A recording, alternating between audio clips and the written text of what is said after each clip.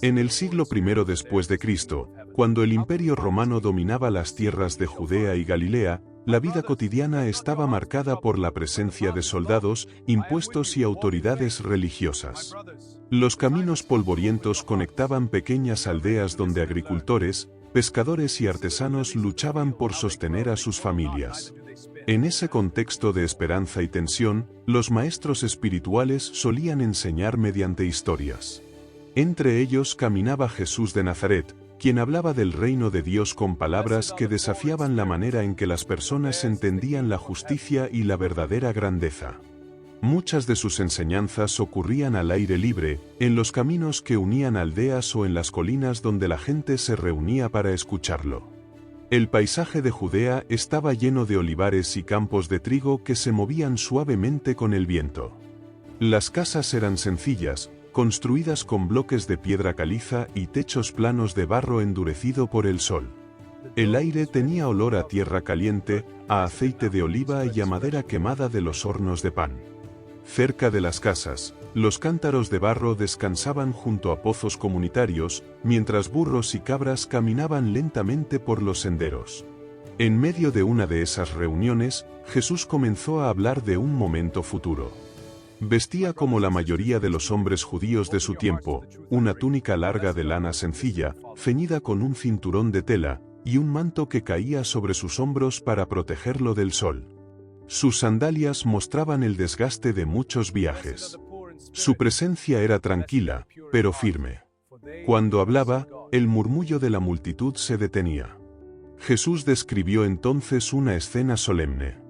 Dijo que llegaría un día en que el Hijo del Hombre vendría con gloria, acompañado por los ángeles, y todas las naciones serían reunidas delante de él. Para explicar lo que ocurriría, utilizó una imagen familiar para quienes vivían entre rebaños y pastores. Así como un pastor separa las ovejas de las cabras al final del día, así también serían separados los seres humanos. Las ovejas serían colocadas a la derecha y las cabras a la izquierda. Sin embargo, la razón de esta separación no tendría que ver con riqueza, poder o posición social. El criterio sería algo mucho más profundo, la forma en que cada persona había tratado a los demás. En la historia, el rey hablaría primero a los que estaban a su derecha, invitándolos a recibir un reino preparado desde el principio del mundo. El motivo de esa bienvenida parecía sencillo, pero poderoso. Ellos habían dado de comer al hambriento. Habían dado de beber al sediento. Habían recibido al extranjero. Habían vestido al que no tenía ropa. Habían visitado al enfermo y al que estaba en prisión. Lo sorprendente era que esas personas no recordaban haber servido al rey. Confundidos, preguntaban cuándo lo habían visto necesitado. ¿Cuándo había tenido hambre o sed? ¿Cuándo había sido un extranjero o un prisionero? Entonces llegaba la respuesta que revelaba el corazón de la enseñanza. Cada acto de bondad hecho a los más pequeños, a los olvidados y a los que sufrían, era en realidad un acto hecho al mismo rey. Después, la escena cambiaba de tono. Aquellos que estaban al otro lado también escuchaban palabras, pero diferentes.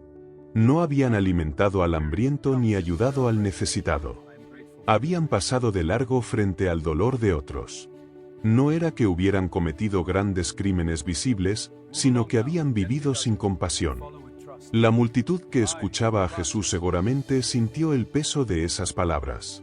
En su mundo, la pobreza era común y las dificultades constantes.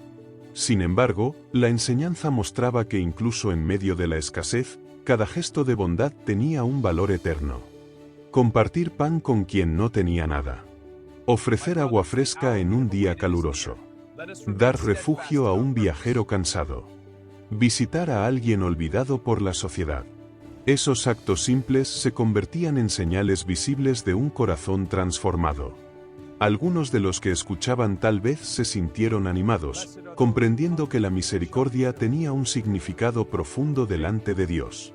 Otros quizás sintieron inquietud, recordando momentos en los que habían ignorado el sufrimiento cercano.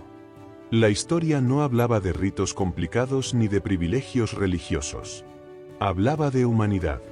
Mientras el sol comenzaba a descender detrás de las colinas de Judea, la gente permanecía en silencio. El viento movía suavemente las hojas de los olivos, y el polvo del camino se levantaba con cada paso de los animales que regresaban a las aldeas. Las palabras de Jesús quedaban suspendidas en el aire, como una advertencia y una esperanza al mismo tiempo.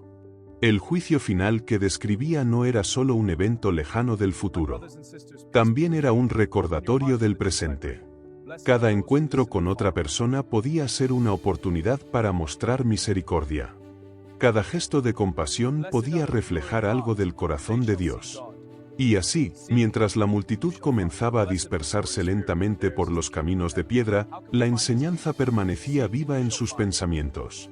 Porque en esa historia se revelaba una verdad sencilla y profunda: la grandeza de una vida no se mide por lo que se posee, sino por la compasión que se ofrece a los demás.